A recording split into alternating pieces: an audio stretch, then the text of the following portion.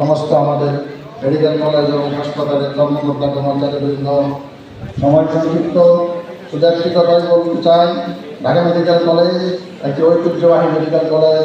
এই মেডিকেল কলেজের ঐতিহ্যকে ধরে রাখার জন্য, আরও সমুন্নত রাখার জন্য আমার প্রশাসন থেকে আমার চেষ্টা গ্রহণ করে আমি এখানে 5 আগস্টের পর আসার পর আমি রাষ্ট্রীয় গ্রহণ করার পর আসসালামু আলাইকুম স্যার।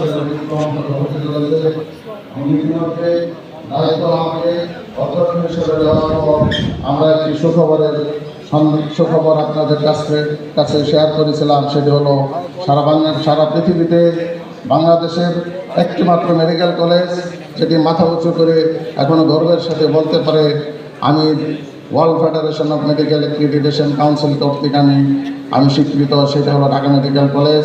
আমি সেই মেডিকেল কলেজের অধ্যক্ষ হিসাবে আপনাদের সবার সহযোগিতা এবং আমার শ্রদ্ধাভাজন মন্ত্রীব্যক্তিদের আশু এবং সুখ নেজার কামনা করছি।